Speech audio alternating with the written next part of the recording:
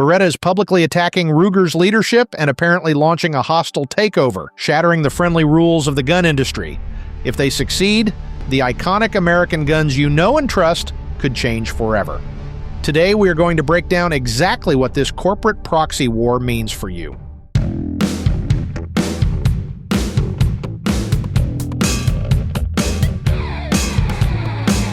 Welcome to episode 327 of Guns Magazine Presents the Guns Podcast US. Thanks for joining us on one of the world's biggest gun talk programs. I'm your host, Brent as we talk about everything interesting in the world of shooting. In today's episode, Roy and I are breaking down Beretta's apparent hostile takeover attempt of Ruger. We're looking at the public accusations, the allegedly broken non-disclosure agreements, and why this bitter corporate war is shattering the unwritten rules of the gun industry. But before we get started, here's a quick word from our sponsor, EOTech. EOTech is the leading manufacturer of electro-optics, known for their world-famous holographic weapon sights. EOTech also supplies high-performing precision rifle scopes for both the tactical and hunting markets, as well as ruggedized pistol optics for professional or recreational use. A full line of night vision, thermal, and laser systems are also available for military and law enforcement around the globe. For more info, visit eotechinc.com. Now, let's get down to business. How you doing there, Roy? I'm fine, but my ire is up. Well, we got when we were cops, we used to call this a domestic disturbance. We got a fight brewing in the gun industry, and it's pretty unusual. And I think if you haven't heard about it, you're going to, because it's going to get ugly, and it may significantly change the entire U.S. shooting industry. So we're talking about Beretta versus Ruger, and it is quite a mess. I'll give you the quick rundown, and then we'll get into kind of discussing what's going on.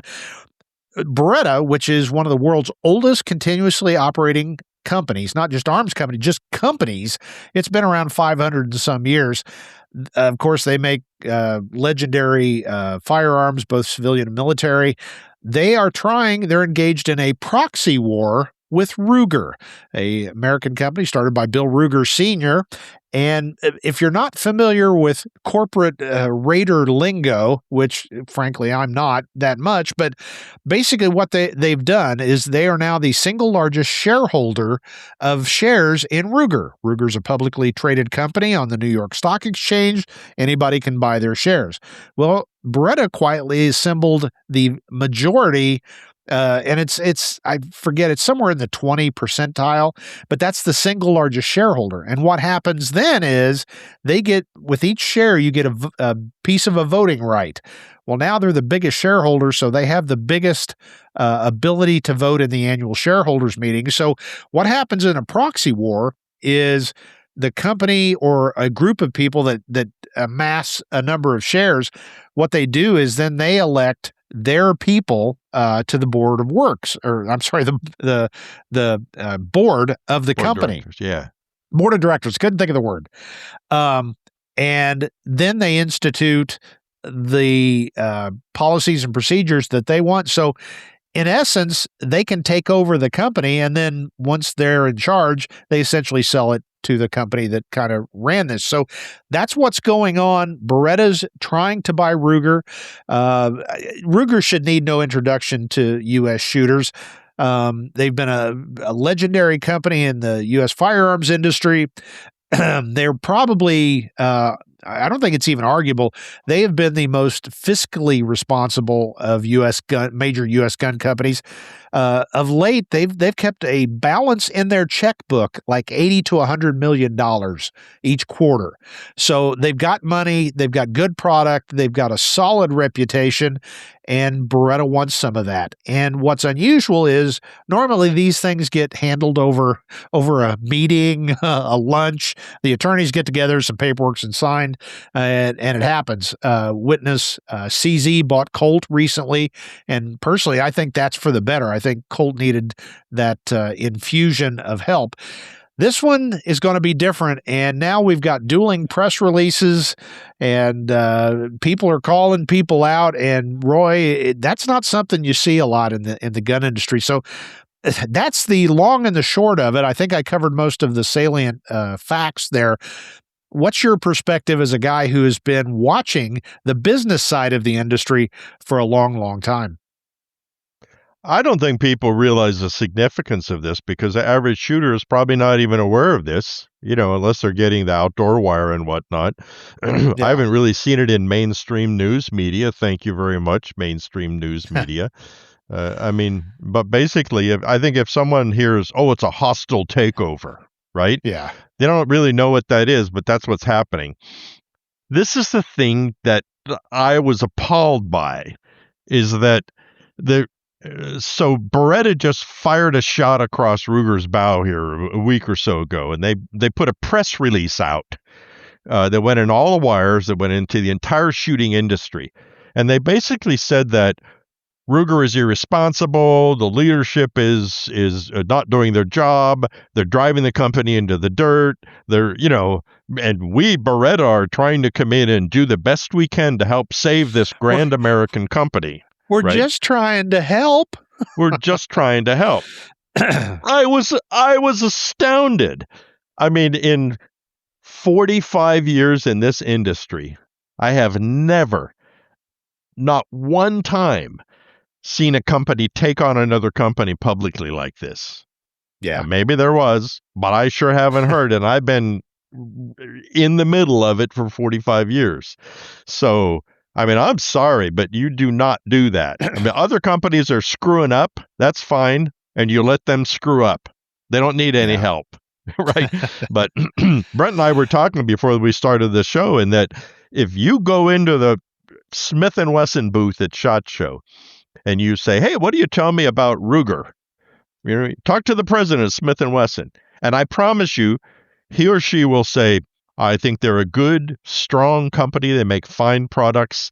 I think they take good care of their customers. I'm proud to be in the same industry with them.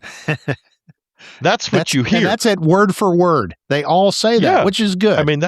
It's a supportive. This is the only industry I know where competitors will help each other. Yeah. There were times there where like Ruger needed springs and Smith & Wesson was able to connect them with a supplier to get their springs that they needed. And it's astounding. And so this, I don't know if it's this European way of thinking. That was my follow-on question, Roy, because you pointed it out in our private conversations, and I've seen it myself, that American companies have a certain way of doing things because the American market is so different.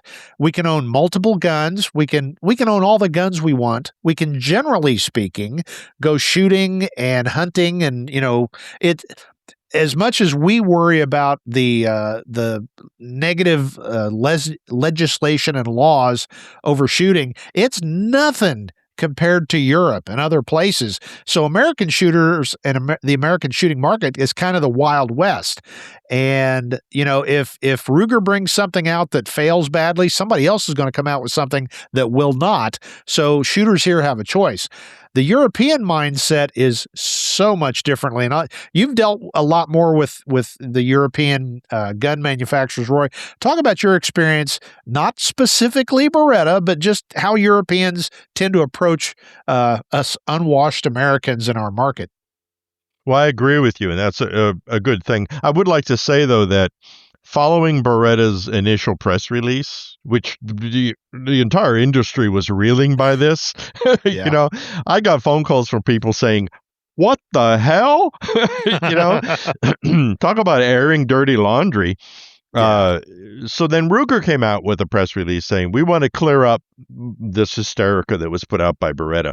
Well, I notice in today's now, Beretta put out another press release, basically reattacking Ruger, saying they were lying and they're this and they're, he says, she says.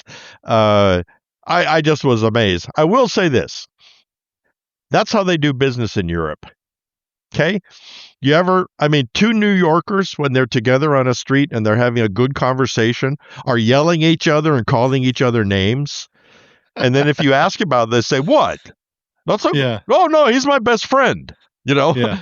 Well, in Europe, that's kind of how they do business. I mean, there's like a lot of yelling and finger pointing and name calling and mudslinging, and that's how they do business, right? Yeah. Maybe Beretta's CEO thinks that, oh, that's okay. I mean, we like Ruger. This is just how we do business. Well, it's not how Americans do business generally, especially in our industry. So yeah. I mean, you have too. We were just talking. Who was I talking to? Somebody about this. There was a big European gun company.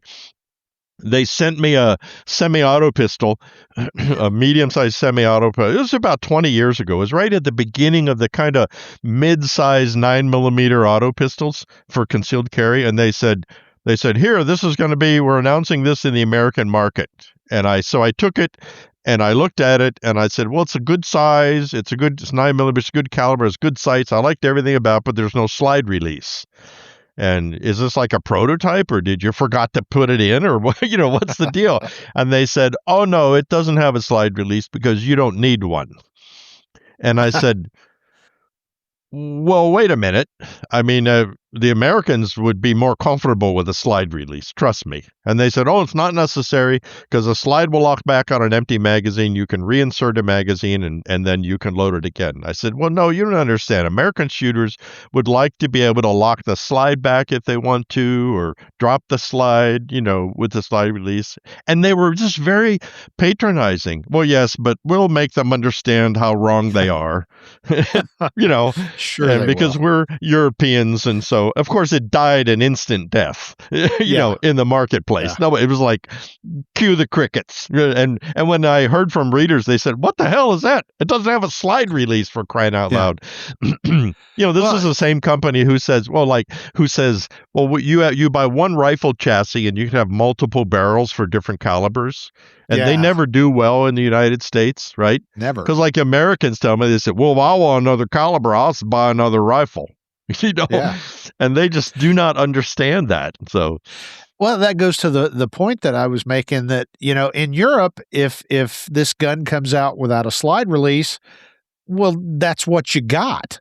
In the U.S., people won't buy it, but they'll run over to Ruger or Springfield or whomever and buy the gun designed by folks that understand our market. So, yeah, I mean, Beretta does good work. They've been doing good work for 500 years. They've got some good product, but I just don't see that this corporate cross-pollinization, if you want to put it in nice terms, would really help. And the other thing I was going to talk about, the most recent press release actually made a pretty straightforward claim that Ruger violated a non-disclosure agreement by talking about this. And that gets into some legally enforceable terms if that is indeed what happened, which I'm not party to it. I've not seen the paperwork that they did or didn't sign, but I thought that was the thing that I can't imagine Beretta's attorneys would say, yeah, go ahead and talk about that, if it indeed even happened. On the other side, I can't imagine Ruger just blindly fired off a press release without. When's the last time, Roy, that you heard of a big company sending out a press release that didn't say, we got to have legal review this first? So I'm very sure that Ruger, everything that they've said has been vetted by their gun lawyers. So I didn't understand why Beretta would say that, well, they violated the NDA by even talking about this. Well, because they just will say whatever they want to say. Because remember, we're talking about in Europe, you say whatever you want to say. He is whoremongering, and they're talking about your competitor's company president. So I've seen it. I've heard them. Go to the European section of the SHOT Show, and that's how they talk about each other over there. I know I'm generalizing, and I know Europeans, and they're very nice people, but there is a different. It's like the way New Yorkers do business is different from the way other people do business. I will go on record right now and say this, and that if Beretta manages some sort of hostile takeover of Ruger and becomes a controlling interest there and starts to direct the direction of the company, gun designs and stuff like that, they will lose the American market. I mean, it won't shut off, but I promise you're going to watch it go lower and lower and lower. And because what's going to happen is other American companies will step in. Yep. In other words, if Beretta says, well, we will make these kinds of guns, right?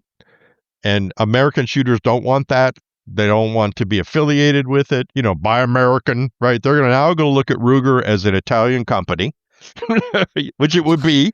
And there goes Bill Sr. spinning in his grave at 17,000 RPM. Yeah, exactly. And then, so other companies will step in and say, they won't say it, but they will intimate that, do you miss your favorite single shot hunting rifle? Look at our new something, right? And I promise you, it's something the Europeans don't have to deal with. Here's the gun we're giving you. You either like it or lump it. And it doesn't work that way over here. You're right. So, I mean, because I was talking to somebody the other day, and they had a European come and visit, and he went to a gun store with him because they didn't have any gun stores right where they were, and the European, he was just astounded. He said, "You can just walk into a gun store like this?" And the guy said, "Oh yeah, it gets better. Watch." And he bought like a .22 pistol, and paid for it. And did his ID, and the guy put it in a box and shook his head and thanked him and turned around. And he said, "Now let's go shoot it." And they walked outside. And he said, this guy was like basically just stunned into oblivion. Where are the bullets? I know. He said, "You actually have this freedom. You can just go in and buy a gun like that and go out." It was so foreign to him, literally. The guy said, "I had an immediate convert, though." Yeah. But it goes back to that whole darn Constitution that we pound on, but it truly is a different way than it is any place else. But not to cut you off, but I was going to say, I think we ought to talk a little bit about Ruger. Both you and I have some pretty good roots with Ruger.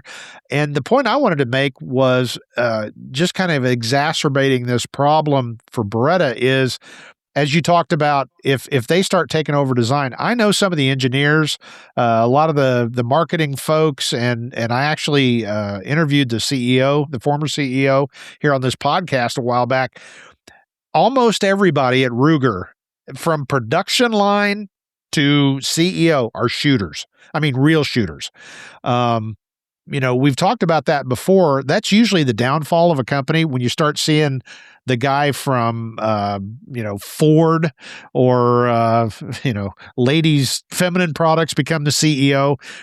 Unless that person really is a hardcore shooter in their private life, generally you'll see that company start to stumble and fall. And I think that's been one of the real strong points of Ruger is the folks that work there believe in Ruger. They believe in their product. They believe in the Second Amendment. They believe in shooting.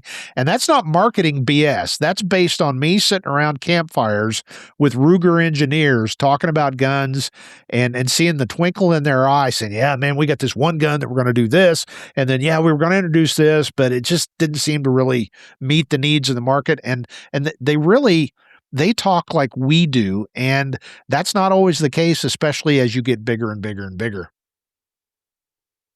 Absolutely. I knew Bill Ruger. I knew Bill Ruger Jr., and I knew Tom Ruger. They've all passed away, unfortunately. And I'm here to tell you, I mean, I've had dinner with Tom Ruger and Bill Ruger Jr., and they used to host a party every year at the SHOT Show, and so Bill Ruger would be there for a little while usually. But I have to tell you, they're just what you're saying. They were passionate, but what they were mostly passionate about is American shooters in the American marketplace, and meeting the needs of American shooters. And they knew what they were. I mean, you look at Ruger's 1022 and the Blackhawk and the original 22 Standard Auto and the 77 bolt action rifle, and all these things address the needs of American shooters. They needed an affordable semi-automatic 22 that worked. They needed a bolt action hunting rifle that was affordable. And Bill Ruger paid attention, and he delivered that, and he was passionate about it. And I knew their distributors, I knew their salespeople, and they were all that way too. They respected, and they knew they needed their customers, and so they treated them like that way. Yeah. And I don't think that Beretta is that way at all. I'm sorry, Beretta, but You're I off mean, their Christmas card list. I know I'm off your. Well, I haven't ever been on it, Oh, okay. but I mean, I think I've been to Iwa, the European equivalent of the SHOT Show, and it's very different there. As you said, it's really pretty patronizing regarding the customers. I mean, there are no. It's pretty common for an American company to say, "Oh, we met with customers, we took our ideas to shooting ranges, we listened to readers and viewers, and so that's why we came out with this fill in the blank." But you're exactly right. The vast majority of the European gun companies and accessory companies just say, "This is what we're making this year, and you can have this." Yeah. And it may not even make any sense. It may not even be designed right, and they're used to dealing with it. Well, they're about to come up against a wall here because they're going to try to pull that with Ruger if they take over, and the shooters, their customers, are going to go, "I don't think so." Well, it's going to be interesting, and again, back to the overarching conversation here is whether it happens or not. I think it's pretty clear we don't feel like it's going to be a match made in heaven, but the bigger picture is just this idea of we got a domestic in the gun industry, and airing the dirty laundry in these dueling press releases. It's just not a good look. And I got to think that some of the anti-gunners in the United States are looking on with glee, thinking, let them tear themselves apart. That's just helping our cause. And I just hate to see it. And I don't want to paint Beretta as the villain here, other than it is a hostile takeover. But I think it's a clash of cultures, is what this is about, and it's going to be interesting to see. Now, like I said, some of these have worked. CZ purchased Colt, and I think that's overall been a good thing. But the distinction being, I think Colt needed the help and needed the cash. And I mean, would you agree or disagree with me on that, Roy? Well, that was a negotiated buy. True. I mean, Yeah, when good Vista point. Outdoors sells, or when Remington sold, or all that, that wasn't where people came in and knocked doors down and kicked in office doors and took over. Yeah, that's what Beretta's doing right now. I mean, they use you know what? I knew this because when Beretta first bought shares, they put out a press release and said, "We would just like to be a part of this very positive American," and they said, "We are not going to try to take over. We're not going to try to do anything," I remember and I that. thought, you remember that? And it was like, yeah, I thought, we talked about it. Yeah. yeah, I said, yeah, right. I'll bet. You watch. I mean, talk about the big fish in the pond, Yeah. So, and sure enough, and now they're not even making it secret. They're trying backdoor. They're trying all kinds of things. They're trying to, it's like, no, this isn't a good thing. And it's really it's, as you say, it paints the industry in a bad light because people outside of the industry might learn about this. It's bound to hit mainstream media. Yeah. And it may already is on some economic shows and things like that, podcasts, but they're going to think that's how we do business. Yeah. And I hope not it isn't how we do business. Yeah. And it's not how Exactly. we do business. So, all right. Well, fingers crossed. Fingers crossed, and keep your popcorn handy because we're going to be sitting on the sidelines. And I wrote a story about this this week on gunsmagazine.com. You can check that out there. It kind of talks about everything we've talked about here. But as I ended the story with, opinions don't matter. How we feel about it's not going to make any difference in this. But boy, I hate to see this fight, and I'd hate to. I just don't think this is a good match for the two companies. So, but I guess we'll see, Roy, because when you're looking at my bank balance, I'm not in this discussion. I've got 2 zeros after the digit, so that's my net worth at this point. So, anyway. No, right. It's interesting, and we'd like to hear what do you think, because I know these companies do pay attention to what shooters think and understand, whether they're correct or incorrect, because if they're incorrect, they try to educate them and get the word out. And that's a good way that they kind of take the pulse of the shooting community. So let us know what you think. If you're watching on YouTube, leave us a comment. You can always reach us if you're listening to the podcast by hitting editor at Guns Podcast. Excuse me, gunspodcast.us. And we check those things and we take them to heart. And I'm very interested to see what our community thinks. So any final parting thoughts on this? I got to say, Roy, you're pretty animated about this. It's very disappointing. And it's not surprising to me. Yeah. I mean, because as you and I both know, literally when this first happened, when the first purchase came, we both said, this is not going to go well, and of course it hasn't. So I don't know. I think it's okay to stand up to bullies. And I really respect Ruger's press release when they came out. It was very high road, Yeah. This is what's said by, this is unfortunate. This is not actually what happened. Here's what our concerns are. Here's, we're looking out for our stock owners. Our customers are important to us. It was everything that you would wanted to hear. And then, Beretta's just been mudslinging basically. And I haven't heard anything in their press releases about concern for customers, They did put that in there, Roy. They did put it in because I pointed that out in my article that I don't know if I quite buy that. They're looking to maximize, their company, which that's pure capitalism. They think there's a business opportunity here by a hostile takeover an American company. So I at least understand their motivation. But when you try to say go ahead. Yeah. Well, they're talking about, share prices and stuff. And for the stockholders, but not all the shooters are stockholders in Ruger. No, not at all. Not at all. Yeah, I don't think they said anything about the end user, the customer. They talked about value to stockholders and stuff like that. But no, that's not sincere to me. It's like the big bully comes in and knocks down somebody just because they can, or, we'll see though. I have to laugh. I'm thinking it's in a Simpsons episode where the bully comes in and grabs one of the kids' hands and goes, "Stop hitting yourself! Stop hitting yourself! Stop hitting yourself!"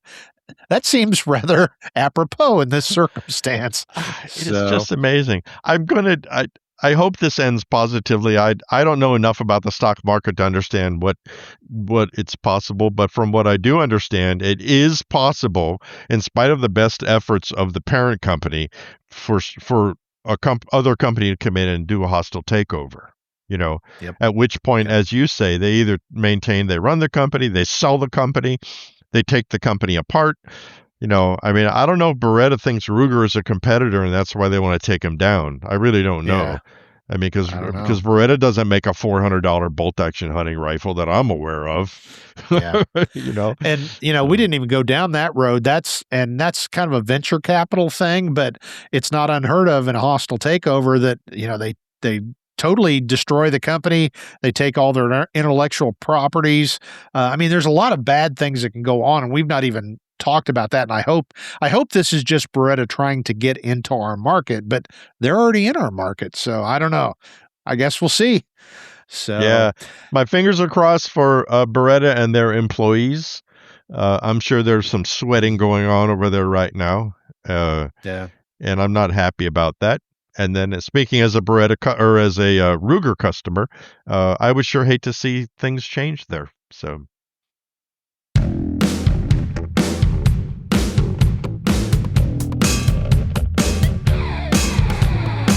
That wraps up episode 327 of the Guns Magazine presents the Guns Podcast US. We hope this look into the corporate battle reshaping the U.S. shooting industry gave you some good food for thought as the proceedings unfold. Before we go, a huge thanks to our sponsor, EOTech, for making this show possible. Be sure to check them out at eotechinc.com. And while you're online, head over to gunsmagazine.com and check out 70 years of great gun writing. Now, on behalf of the team at Guns Magazine and my co-host, Roy Huntington, I'm your host, Brent Wheat, reminding you again, now get out there and get shooting.